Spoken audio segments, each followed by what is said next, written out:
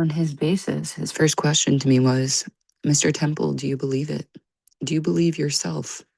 My answer was, yes, I do. I've become convinced by my own research. In the beginning, I was just investigating. I was skeptical. I was looking for hoaxes, thinking it couldn't be true. But then I began to discover more and more pieces which fit. And the answer is yes, I believe it. The information in this book cannot really rest with publication. I hope that many people will take an interest in exploring the ramifications of what I have here presented. This process has already begun some months before publication. Portions or versions of this book have been read by a number of people already, nearly all of whom have made valuable comments on the material. With a subject like this, which is new, fresh insights are possible from almost anyone. The least educated person might have the most profound thought on some aspect of this question, but primarily it is from the highly qualified professionals that progress should come. Astronomers in particular must deal with this material. Fortunately, there are an open they are an open-minded community, perhaps due to the open-ended nature of the universe, which it is their job to study. It may be of interest to the reader to see an example of a reaction to this book by an eminent astronomer who is internationally known in his field, Professor W.H. McCrea, FRS, Emeritus Professor of Astronomy at the University of Sussex, and a former president of the Royal Astronomical Society, read an early draft of the book. Though a great deal of the book is changed since then, I nevertheless quote portions of his reactions in a letter to me dated August 20th, 1973. My reaction is, A. The special interest of Egyptians and others in Sirius, as well as is well known, and you have made a strong case, as I think the people you quote have done, for supposing that the Dogon interest in Sirius is connected with this. B.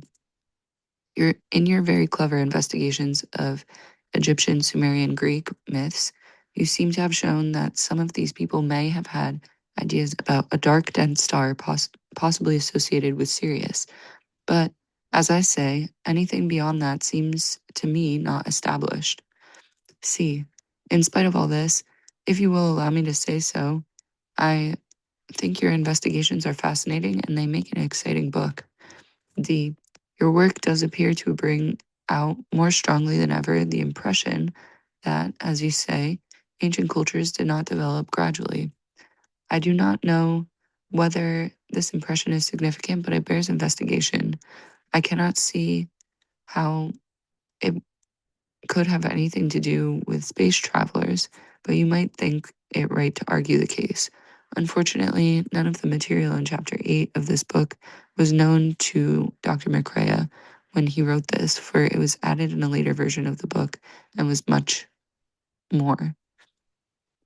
I may add that I realize some of the matters about which you write may have been mysteries of religion, and so it may be hopeless to expect anything more explicit than what you describe. Also, as you say, there seems to have been a liking for puns. So it could be that the revelations by the Dogon tell us what has been left secret for 6,000 years. To some extent, I'm being advocatus diaboli, a devil's advocate, so that maybe I'm letting you see the sort of thing you will be up against when your work is published. A great many criticisms, which I have not quoted, were dealt with in the complete rewrite of the book, which took place after Professor McCrea and others had kindly blasted me with specific points. I was less fortunate in obtaining such comments from authorities on the ancient world. On the whole, it is the astronomical community who have shown the most interest in this matter, for it is they who are directly concerned with such a subject. And no astronomer has contributed a more detailed appraisal of the actual Dogon accounts than Dr. Irving W. Lindenbald of the U.S. Naval Observatory in Washington, who, in a letter to me dated the 14th of June, 1974, made these comments. I agree that one should think twice before disagreeing with the Dogon. From an astronomical viewpoint, however, there are difficulties with the Dogon's suggestion of a third Sirius component having a period of 32 or 50 years, yet having a greater trajectory. Kepler's third law states that the squares of the orbital periods are proportional to the cubes of the orbital semi-major axes. Thus, a greater trajectory must be accompanied by a greater period. Among the numerous observed triple systems of stars circling a common center of gravity, it has been found that the third member always has a much greater distance period than the other two components. Celestial mechanics illuminates this phenomenon by demonstrating that a triple system is unstable if two secondary stars are nearly equidistant from the system's center of gravity. If the periods of B Digitaria and C Maya are similar, as stated by the Dogon, their orbits must have similar dimensions, Kepler's law, but this constitutes an unstable system, celestial mechanics, and it would also contradict the Dogon's thesis that Maya has a greater trajectory. The Dogon must have realized that the orbital radii of Digitaria and Maya could not remain at right angles with one another unless the periods were the same. If he did, this would constitute an argument in favor of accepting the tradition assigning a 50-year period to Maya, as opposed to the tradition of assigning a period of 32 years. As to the diagrams to be found in this book, figures 6 and 7, showing the comparison between Dogon tribal and modern astronomical conceptions of the relative orbits of Sirius A and Sirius B, Lindenbald, who has been studying the Sirius system for 7 years, comments on them in a later date dated March 7, 1974. Regarding your orbital diagrams of Sirius, my work would not affect them at all. The changes I have been dealing with involve very minute quantities, which can be detected only in large telescopes, and even with such instruments, a great amount of observation is required. Dr. Lindenbald had not read this book prior to going to the press, although he did read the Grau and Dieterlen account of the Dogon Sirius system and see the diagrams.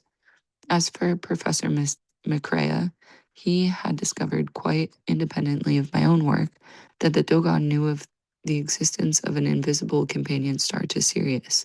He was informed of this by a friend in Argentina who had read a French account, which mentioned Grau and Dieterlen's work.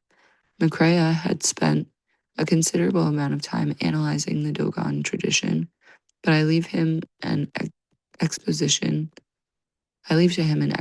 of his own views when the full material is available to him, which it has not been to date. Indeed, I received a great deal of it after the book was written, and therefore I had to rewrite the book to incorporate it. The new material all served to strengthen rather than weaken my thesis. In considering the material set forth in this book, I hope that serious scholars will bear in mind that the existence of amphibious beings with high intelligence and advanced civilization is not a previously unheard of idea. As far back as 1966, in their book Intelligence in the Universe, Roger McGowan and Frederick Ordway wrote, "Little can be said specifically about universal physical characteristics. Life, especially the more intelligent forms, tends to be physically small, discrete, and highly mobile. Humans, being land animals, tend to think in terms of land animals when considering intelligence, but we know that the sea contains a great variety of life. Moreover, all evidence points to the conclusion that the primordial seas were probably the site of the origin of life. Oceans provide an excellent environment for animal life, and the competition between many species should encourage rapid evolution. A liquid environment provides more buoyancy and support for animal bodies than does an atmospheric gas. For this reason, the marine environment may be expected to develop many species that are larger than most land animal species. Knowing that larger bodies can support larger brains, one might expect to find superior intelligence among the larger marine animals. Just like on Earth, considering the larger potential size the greater variety of life, the good, stable environment of the oceans, and the competition among species, one is at first tempted to assume that the majority of intelligent extrasolar life would be marine. Fins, ideal for ocean locomotion, are not well suited to developing tools and thereby brains. However, a few ocean species have developed other appendages more suited to tool manipulation. The octopus is a very well-known ocean creature which could conceivably develop tool manipulation compatibility with further evolution. Some other ocean floor creatures could develop the equivalent of human arms and hands. The patently high intelligence of certain whales and dolphins raises the question as to whether tool manipulating appendages are really vital to the development of superior intelligence. And it makes it difficult to say whether some intelligent extrasolar life may be marine rather than land dwelling. We conclude that the majority of intelligent biological species would not differ greatly in gross morphological characteristics when compared to humans. They can be expected to range from less than half the size of a human to several times larger, and they should be expected to have, in most cases, 2 legs and 2 arms with hands and fingers.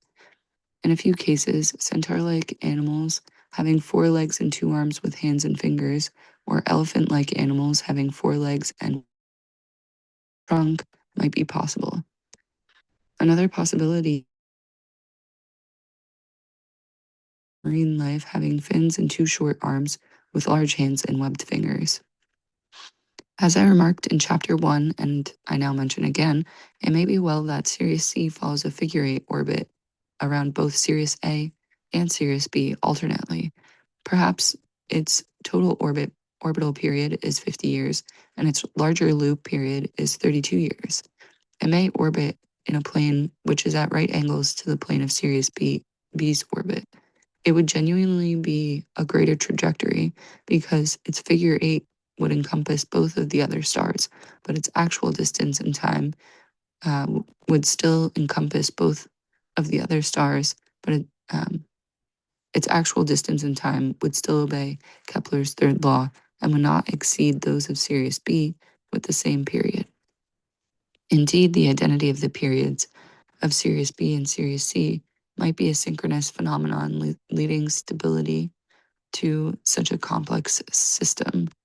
The Dogon seem to claim that the planet on which the amphibians live elliptically orbits the star Emia, Sirius C. What is required now is a great deal of calculation by a professional astronomer to consider the amount of radiation to which a planet would be exposed following the star Sirius C in such a figure 8 orbit as the kind I have proposed. Would life be possible on such a body? The astronomer Xuxu Hong has written an essay, Life Supporting Regions in the Vicinity of Binary Systems, which appears in the book Interstellar Communication. This essay examines the conditions under which planets supporting life can exist in systems with more than one sun. I reproduce as figure 40 his diagram showing the general orbits of planets capable of supporting life in binary systems. Notice that one such orbit is a figure 8, exactly the kind I suggest for Sirius C, with its accompanying planet. However, this kind of orbit would more probably be unstable. It is a possibility, but if it has existed at one stage, it would probably have collapsed into some other configuration after a short time, long before life could have evolved in the Sirius system.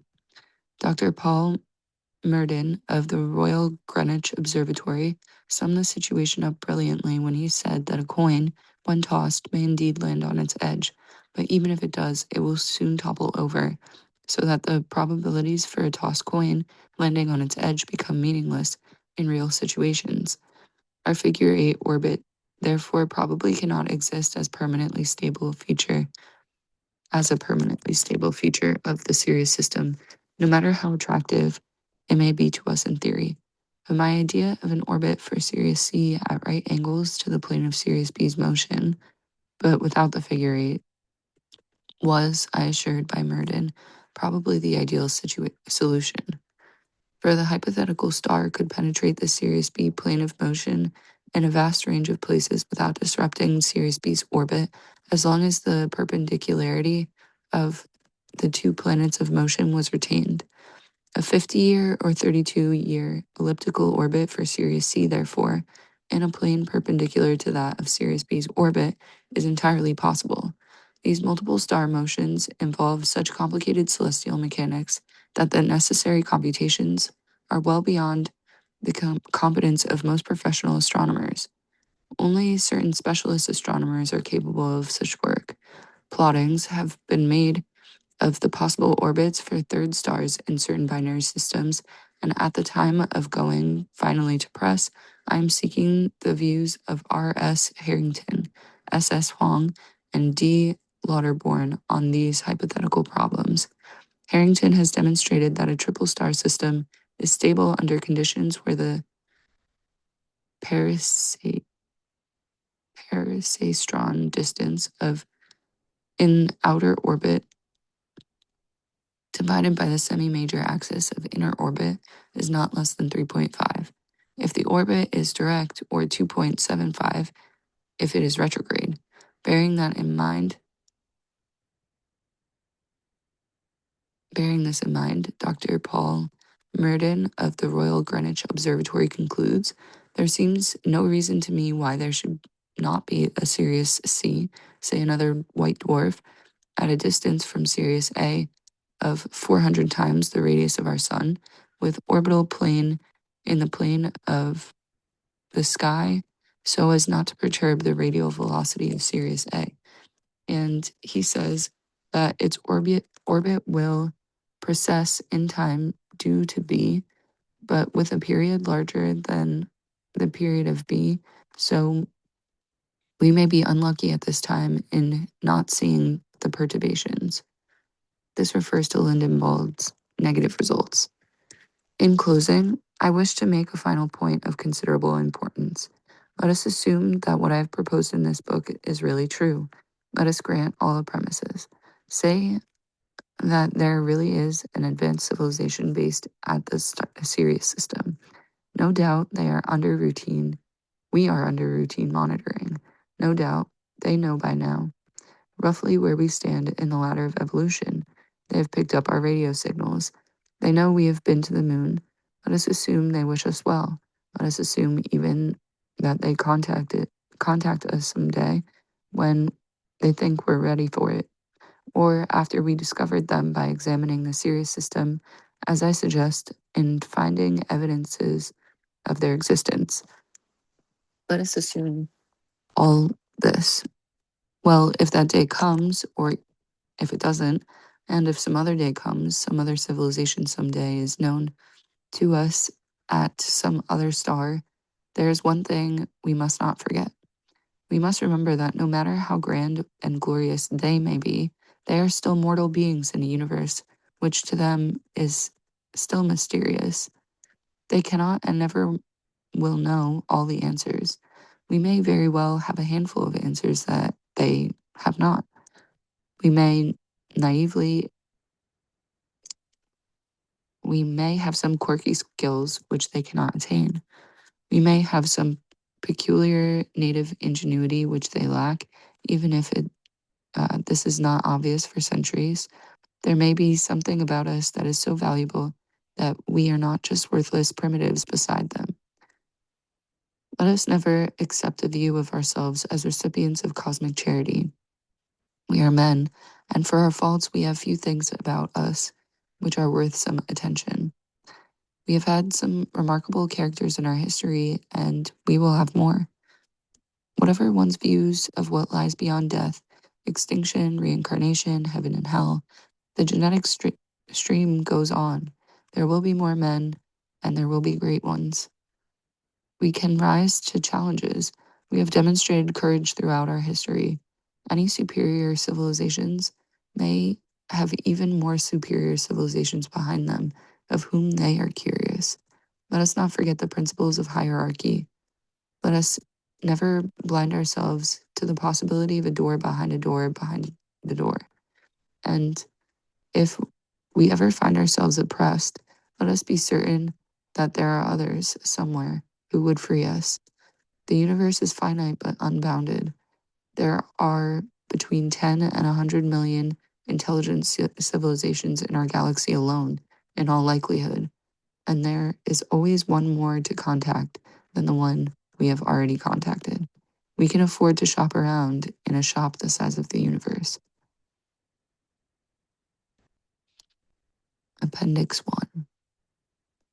The moons of the planets and the planets around stars and revolutions and rotations of bodies in space, described by the Neoplatonic philosopher Proclus. In each of the planetary spheres, there are invisible stars which revolve together with their spheres. So said Proclus, the Platonic successor, in 438 AD. The non-specialist reader will never have heard of Proclus, one of the greatest intellects of the history of philosophy, who lived from 410 to 485 AD. The only easily accessible English translation of this Greek philosopher's gigantic output is his Elements of Theology, which is not relevant to what we are to consider here, but the persistent inquirer may obtain his commentary on Euclid and his commentary on the first Alcibiades of Plato in English, the former from America, the latter from Holland, and from Liechtenstein, one may now obtain in English the end of the 7th book of his commentary on Parmenides of Plato. What the persistent inquirer will likely not be told by any compendium of information on the subject is that most of the works of Proclus were translated into English by Thomas Taylor at the turn of the 18th and 19th centuries in England and are to be found in a handful of libraries, though even the British Museum has a far from complete collection of Taylor's life's work. Perhaps it would be well to quote the view of Proclus held by Thomas Taylor. One should bear in mind that Taylor was the first man to translate all of Plato's works into English, a mammoth task indeed, but not wearying as translating most of Proclus. Here, then, is what Taylor says of Proclus. To the lovers of the wisdom of the Greeks, any remains of the writings of Proclus will always be invaluable, as he was a man who, for the variety of his powers, the beauty of his diction, the magnificence of his conceptions, and the luminous development of the abstruse dogmas of the ancients, is unraveled among the disciples of Plato. Unrivaled. There are many classical scholars who would like to imply that the Golden Age of Greece was the only significant era in Greek philosophy. Within this period, one can conveniently place Socrates, Plato, Aristotle, Euripides, Sophocles, Aeschylus, Demosthenes, and the historians Herodotus, Thucydides, and Xenophon. These brilliant names tend to blind one into accepting the false notion that Greece at any other period in its history was merely second-rate in the intellects it produced. Many scholars are passionately dedicated to deriding any Greek intellects before or after this golden age. Some caustic comments have been made about this by other scholars, and there is no denying the tendency to ignore or belittle, or even suppress and deny, Greeks who pretend or followed the glorious golden Greeks who are most familiar to us. It certainly is an embarrassing fact, then, for certain classical scholars to have to face that the Platonic Academy continued to function in Athens for over 900 years. Regarding the Academy, George Sarton says in A History of Science, Ancient Science through the Golden Age of Greece, at the time when the Emperor Justinian closed its doors, the Academy might have celebrated its 916th anniversary. The Academy changed considerably in the course of centuries. It is only the Old Academy that may be considered as Plato's Academy, and it lasted a century and a half or less. To this one, might reply that every institution is bound to change with the vicissitudes of time, and that the longer it lives, the more it must be expected to change. Bearing these remarks in mind, we may put it this way. The Academy of Athens, the academy founded by Plato, lasted more than 9 centuries. To those who find chronology difficult to comprehend without analogies, might wish to ponder this. The duration of the Platonic Academy, apparently on the same site in Athens, was equivalent to the duration to date on English soil of Westminster Abbey, or the 916 years of life of the Academy as a philosophical institution was equal to the amount of time which will have elapsed from the Norman conquest of Britain in 1066 to the year 1982. And even after the dismemberment, the Academy continued in exile in Persia, etc. We thus see that Plato's Academy existed longer on one spot than Britain has existed since William the Conqueror. The Platonic tradition, in the broader sense, with its Gnostic and heretical overtones and its myriad manifestations in later ages, in such bizarre and fascinating figures as Giordano Bruno, Marsilio Fincio,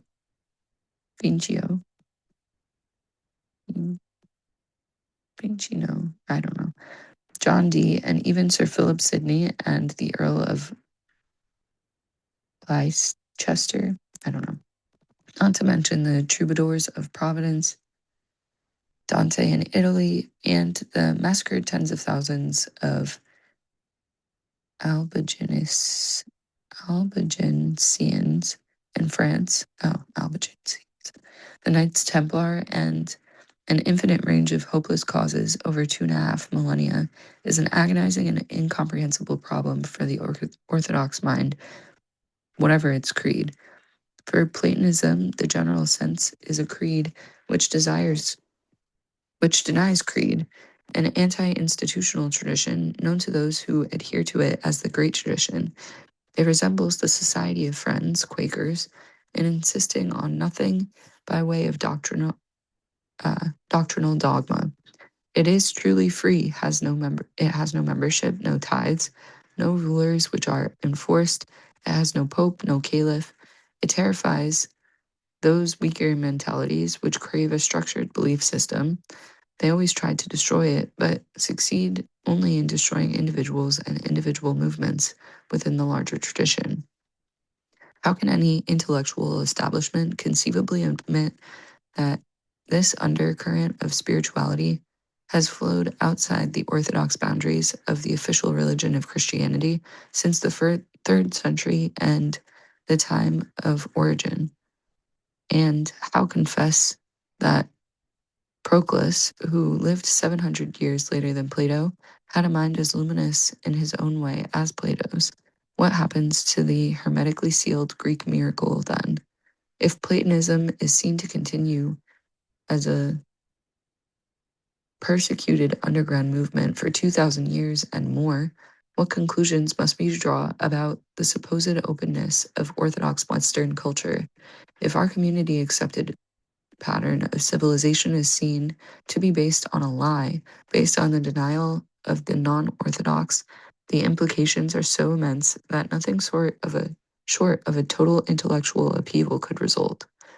No person with a vested interest, whether a chair or a university or a weekly newspaper, a large corporation or a television station, or a diocesan see, would be completely isolated from the results which would follow.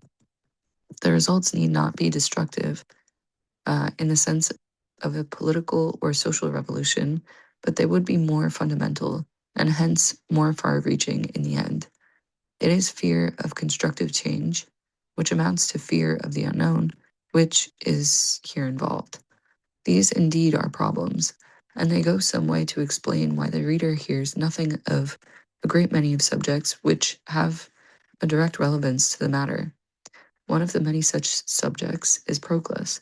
No one dares discuss that Proclus really stood what Proclus really stood for and what he represents beyond his own specific ideas. Even to raise the subject of a figure such as Proclus is to bring the skeleton from the closet and rattle it with a vengeance. Proclus does not even rate his own entry in the Penguin Companion to Literature, Volume 4, which deals with classical literature.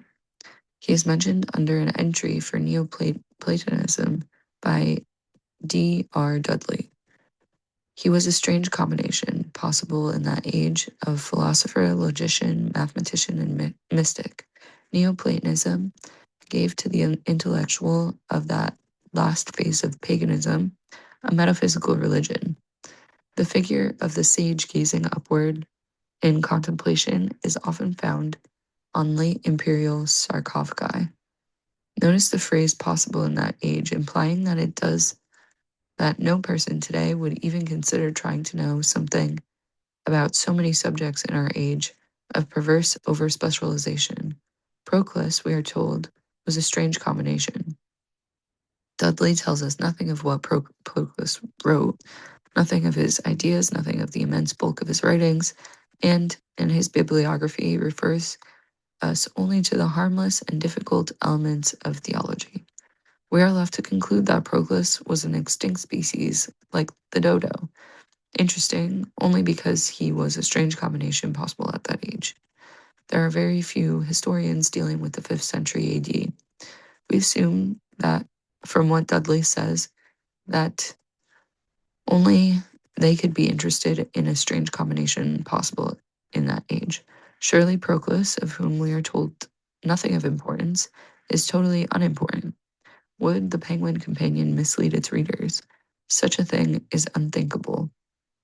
Professor A.C. Lloyd at the University of Liverpool was given the task of discussing Proclus as part of his contribution to the Cambridge history of later Greek and early medieval philosophy, a compendium which did not exist before 1967 and which was reprinted with corrections in 1970. The publication of this large volume of 715 pages marked the attainment of a stage in classical scholarship where many scholars were officially agreeing that they were running out of things to do in more usual areas and had better begin compiling guidelines for a study in the long neglected subject of the above-mentioned book.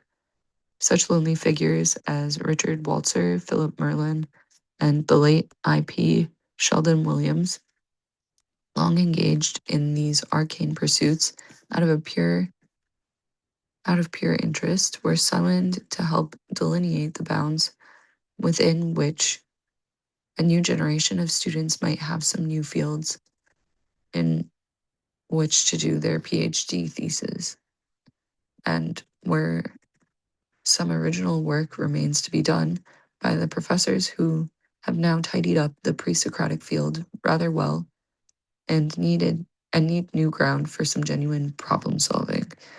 But to return to Professor Lloyd, who has made an interesting attempt to describe Proclus and some aspects of his thought and writings, it is important for us to know more about Proclus the man. Here is part of Lloyd's account. Proclus was born at Constantinople in 410 or shortly afterward, but his parents, who were patricians from Lycia in southwest Asia Minor, sent him to school in their country and then to Alexandria to study literature and rhetoric. Instead of law, which was his father's profession, philosophy attracted him, so he attended lectures on mathematics and Aristotle. The next stage was Athens. His studies at the Platonic Academy there are then described, and it was this school of which he was to become the head. It is not known when he took over the school, but he remained at its head until he died in 485. He never married, and his only deficits were a jealous nature and a short temper. His short temper seems to have extended to impatience with those who were slow to understand what he was saying or made irritating difficulties over petty details. For instance, he begins his mammoth work, commentary on the Timaeus of Plato, with this extraordinarily testy sentence, that the design of the Platonic Timaeus embraces the whole of physiology, and that it pertains to the theory of the universe. Discussing this form from the beginning to end appears to me to be clearly evident to those who are not entirely illiterate. It is now that we begin to consider the connection which Proclus has with the larger subject of our book. We will continue with Professor Lloyd's description of Proclus. Proclus moved in important political circles, but like other leading Platonists, he was a champion of pagan worship against imperial policy and found himself more than once in trouble. There is doubt of his personal faith in religious practices, a vegetarian diet, prayers to the sun, rites of a Chaldean initiate. Even the observance of Egyptian holy days were scrupulously practiced. He is said to have got his practical knowledge of theurgy from a daughter of Plutarch, the Platonist, not the author of the Lives. And according to his own claim, he could conjure up luminous phantoms of Hecate. Nor is there any doubt that he put theurgy as liberation of the soul above philosophy.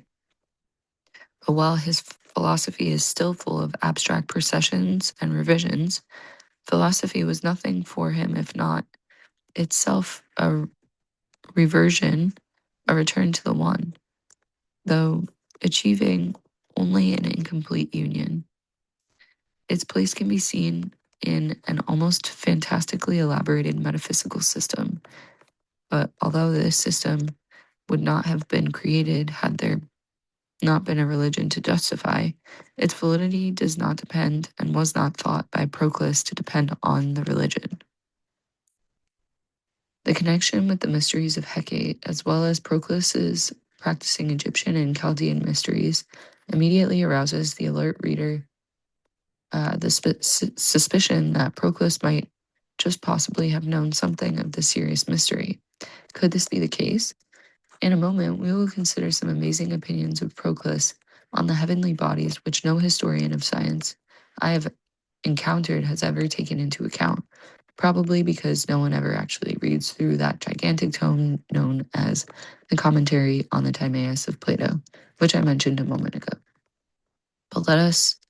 But first let us examine any further evidence than this slim fact which might link Proclus with the general milieu of our Sirius tradition.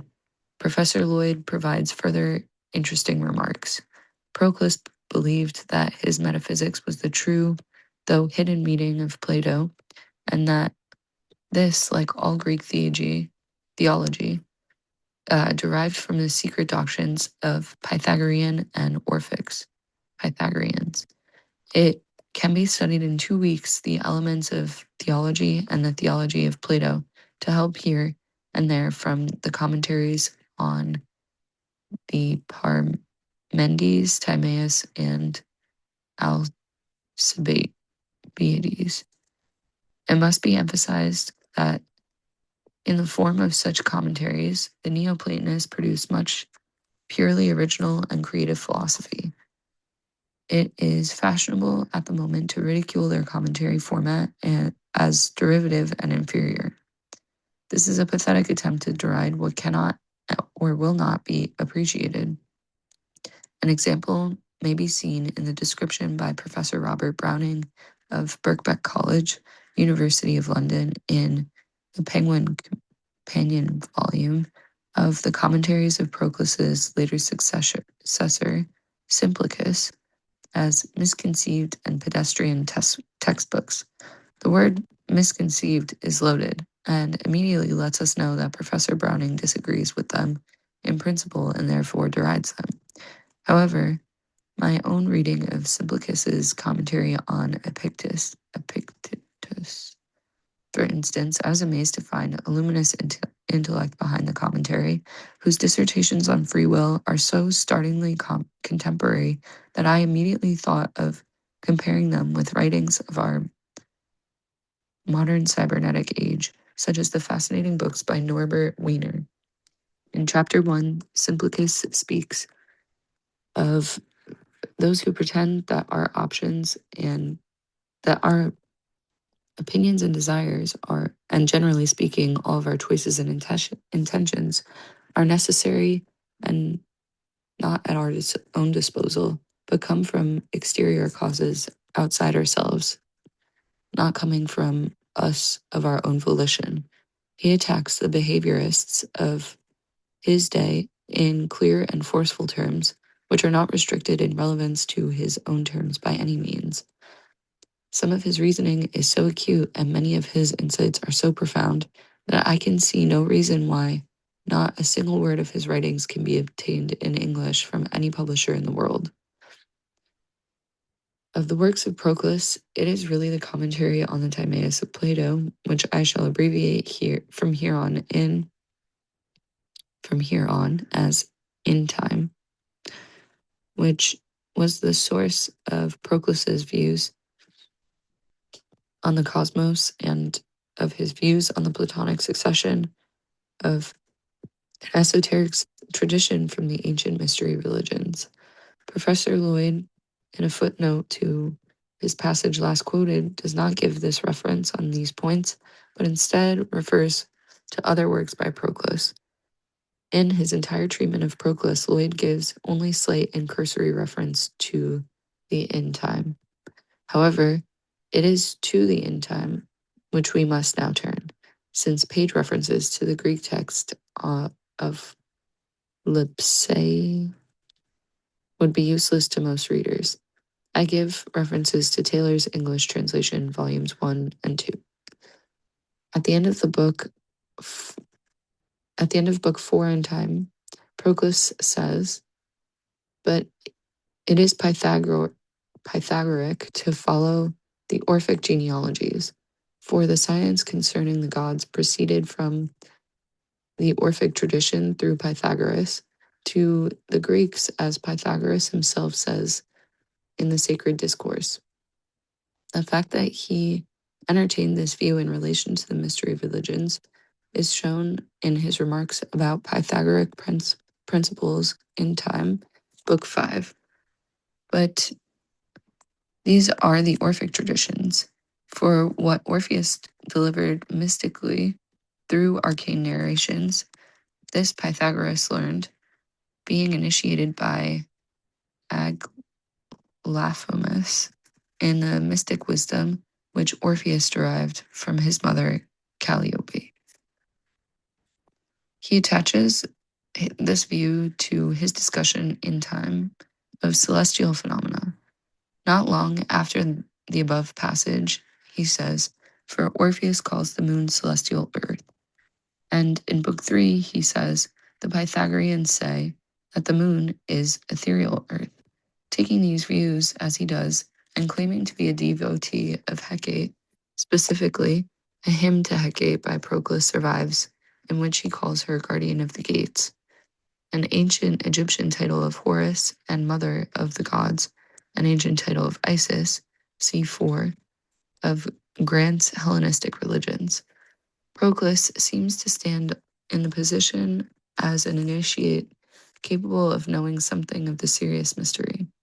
I found no references, and it would have been considered impious by him to make any direct references to such an esoteric doctrine, but I have found that many theories of his clearly seem to reflect on it and be based on its premise of an invisible star. These theories are so extraordinary that I feel an account of them should be made, and the primary importance of them to us is that in them, Proclus speaks with full authority in insisting that certain invisible heavenly bodies definitely exist. These bodies are the moons of the planets and the planets of other stars. Furthermore, Proclus seems to have an incredibly enlightened view of celestial phenomena in many other ways as well. In Book 3 of In Time, Proclus says that the moon is made of celestial earth, or why else does the moon, being illuminated, produce a shadow, and why does not the solar light pervade through the whole of it? we shall find that fire and earth subsist so analogously in the heavens, fire indeed, defining the essence of them, but each of the other elements being consubsistent with it. Shortly afterwards, he says, the elements being conceived in one way as unmingled, but in another as mingled, the first mixture of them produces the heavens, which contains all things according to a fiery characteristic, for all things in the heaven according to a fiery mode. We know from other citations above that the theory of the moon being celestial earth is a Pythagorean Orphic, one which Proclus has adopted. The fact that he here extends the observation to the remarks of the general nature of the celestial bodies implies that those ideas come from the same source. The heavens are indeed of a fiery mode, which we now know scientifically that stars possess all the normal chemical elements in a fiery mode. Proclus's description of celestial bodies could be perfectly in harmony with our present-day scientific knowledge. It is true, as Proclus says, that the stars may be described with fire indeed, describing the essence of them, but each of the other elements being consubsistent with it.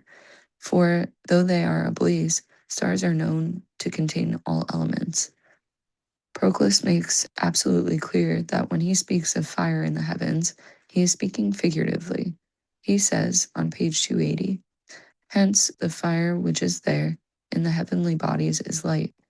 It is not proper to disturb the discussion of it by directing our attention to the gross and dark fire of the sublunary region, the below the moon or earthly region, and to make it beyond the slightest possibility of misunderstanding, he adds on page 281 that fire in the heavens is fire which is not perfectly fire, but rather star fire is more properly fire which is in energy. These conceptions are quite astounding in the light of modern science. In fact, modern theories of there being in space an interstellar medium, which is of such a tenuous nature that it is barely perceivable to us, but nevertheless quite extensive, not the old-fashioned ether, although he does end up writing a book on plasma, find an uncanny forerunner in Proclus's strange statement from Book 3 of In Time. It is also necessary that the middle elements should be in the heavenly bodies, but that different elements should abound in different parts of the celestial regions. And in some places, indeed, it is necessary that the fiery nature should widely scatter its splendor on account of solidity,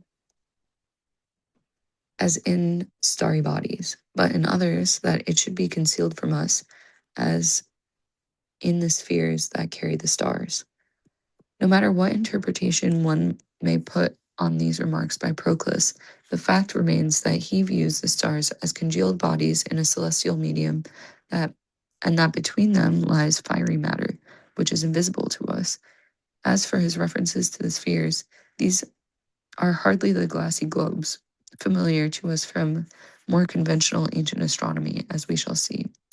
In Book 4 of the In Time, Proclus ridicules epicycles and says they are valuable as an excellent contrivance by which to analyze and comprehend the true simple motions of the stars, just as if someone, not being able to measure the spiral motion about a cylinder, but afterward assuming a right line moved about it, and a point on the right line measuring its motions, should find what quantity is of the motion about the spiral in a given time. To this, therefore, the attention of those is directed who employ evolvents, epicycles, and eccentrics through simple motions from which they discover a various motion. We see that Proclus, despite his late date, is no prisoner of the Ptolemaic theory of the universe. Ptolemy lived 300 years before him, but Proclus was a holdout against his epicycles, referring to the views expressed above.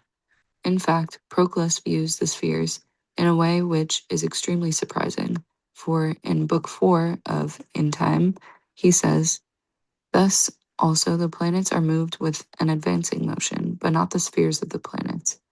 This is a quite clear statement that the planets move while their spheres, or dare we say it, orbits, are really in the spaces in which this movement takes place. However, need we need not be too cautious here. Benjamin Jowett uses the word orbit in his translation of the text of Plato, on which Proclus is here commenting. There is no reason why we should refrain from doing the same. We are thus confronted with a clear description by Proclus, less obscure than Plato's own vague account, of the planets moving in orbits which themselves are clearly conceived as trajectory spaces. And this concept is so scientifically accurate and advanced, and so contrary to the then fashionable view that the spheres of the planets moved and carried the planets along with them, that we must appreciate the precocity of Proclus in putting the notion forward so clearly and persistently. Plato's text may be interpreted in the same way, but it is not customary to do so, and it is too vague by far. A typical example of the standard interpretation of the passage in Plato's own Timaeus is that given by Professor A.C. Crombie in Volume 1 of Augustine to Galileo, although he does on page 33 describe the Timaeus quite starkly as a Pythagorean allegory, which is presumably a daring way to put it, on page 49. The different spheres in which the 7 planets, Moon, Sun, Venus, Mercury, Mars, Jupiter, and Saturn, were set, revolved with different uniform velocities, which would represent the observed movements of those bodies. This is purely an interpretation of a vague text. One could just as well say that Plato maintained that the spheres did not move and the planets in them were what moved, as Proclus specifically states, and as he seems to think Plato believed. Proclus goes out of his way to say, on page 279, Plato is evidently of opinion that the planets become, through themselves, more remote from and nearer to the earth, and that their revolutions, according to breadth, are made by their own progressions and not through being carried by other things, such as evolvents or epicycles. This puts Proclus in a position diametrically opposite Professor Crombie in the interpreting of the text of Plato. I'm afraid that I, for one, must come down on the side of Proclus in such a context. In any case, Professor Crombie has shown himself quick to alter view if presented with fresh evidence on the matter, as he has demonstrated on an entirely different subject in the correspondence with the author. Near the very end of Book 4 of In Time, Proclus says, with respect to the stars, however, those that are fixed revolve about their own centers, but the planets revolve in constitution with the inerratic sphere, and each is moved together with its sphere to the east and revolves by itself according to breadth and depth and about its proper center. It is worthwhile for us to examine these remarks of his closely. First of all, the inerratic sphere of the fixed stars revolves around the Earth, and the planets do the same in conjunction with it. That is the simplest of the motions. But on top of that, there are several more motions. First, the fixed stars rotate on their axes in a spin rotation. Second, the planets do the same. Third, the planets do more than that. Each planet by itself, i.e., in separate motion from all the other stars and planets, as well as separate from the spheres, revolves according to its breadth and depth, which obviously refers to becoming by itself more remote from and nearer to the Earth, as seen from the previous quote. And this depth of planetary motion, which Proclus here specifically calls according to breadth and depth, literally adds new dimension to any theory of planetary motion. For whereas anyone who observes the sky over long periods can see the planets appear to get dimmer and brighter as if they were becoming more remote from and nearer to the Earth, the formal description of planets operating in terms of dimensions at right angles to their apparent revolutions comes very close indeed to pointing to a central point of their revolutions, which is something other than the Earth. There was a tradition that Plato came to believe this, which was publicly proposed by Aristarchus of Samos and partially advocated by Plato's friend Heraclides of Prontus. We know that Proclus was aware of it. Let Heraclides Ponticus, therefore, who was auditor of Plato, be of this opinion, for he ascribed a circular motion to the earth. In short, that the earth revolves around some other center, such as the sun. But let it be admitted that Plato established it immovable. Thus does Proclus admit the controversy and come down on the side of caution concerning revolution about the sun. It is phenomenal that Proclus, with an insight which is difficult for us to comprehend, attributed to all celestial bodies a spin rotation about their axis. And since the earth is a celestial body, as it is to be wondered whether Proclus gathered the appropriate conclusion that the earth rotates, and that is what makes the sky seem to revolve about us. In considering this point, we must realize that in the Timaeus, Plato mentions the rotations of the heavenly bodies on their axis, and the Creator gave to each of the stars two movements. The first, a movement on the same spot after the same manner, the second, a forward movement. This is an obscure way of saying the stars rotate and the sky circles. If Plato inserted someone else's treatise into his dialogue without being fully au fait with the material, as has been maintained, it may explain the vagueness, though Plato does no better in the laws and was a feeble astronomer. In the same passage as above, Plato also clearly describes the following: the earth, which is our nurse, circling around the pole which is extended through the universe, which refers to the rotation of the earth itself on its axis. Proclus apparently adds, of his own volition, the other motions, for Plato seems only to mention two. Furthermore, Plato's text is too brief and foggy to make clear exactly what he did mean. The one thing of which we can be certain is that Proclus expended untold tens of thousands of words expounding Plato's meanings in all fields beyond the extent to which Plato himself managed or desired to do. On some subjects, this is not particularly gripping, but with this particular subject, every scrap of evidence is essential to unraveling the intended significance of Plato's statements.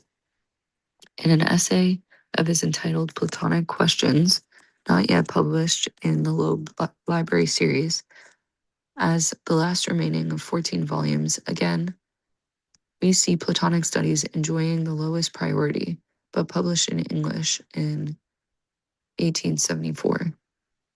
Plutarch provides us with essential evidence that Plato definitely abandoned his earlier geocentric ideas, despite Proclus's nervous demurral. Plutarch says in question 8, what means Timaeus? See Plato's Timaeus 42d.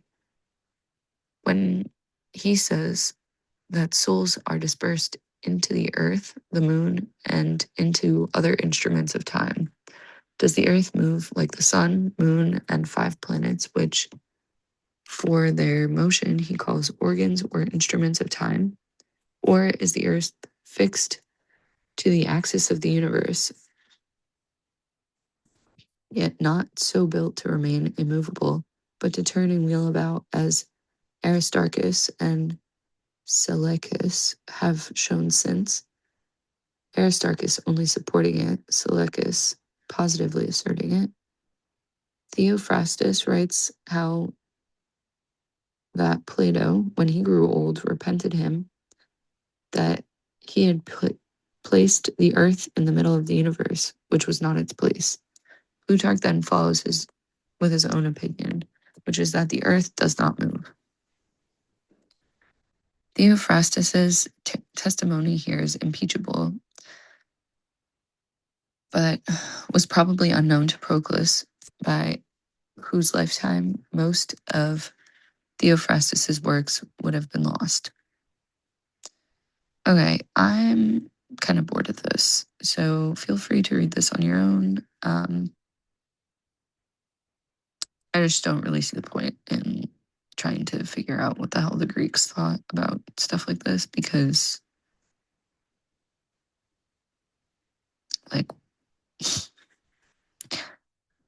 I mean, it's not guaranteed, even if they did confirm shit. So feel free to read that on your own.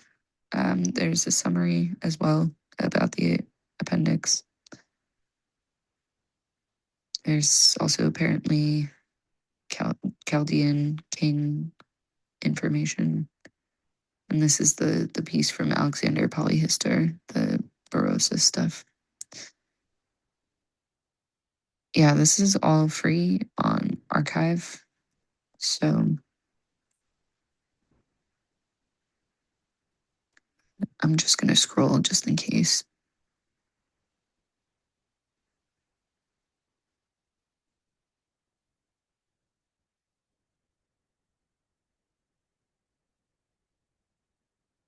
Interesting. Saturn and Jupiter. I actually might go back and read that later. E at Delphi.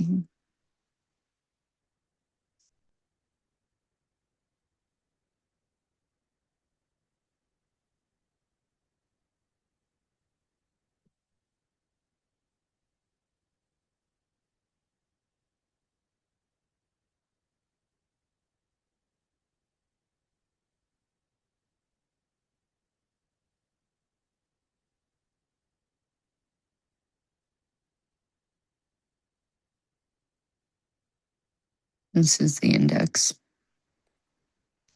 Not that it would be helpful because you would need timestamps. Is that the... Thank you, Robert.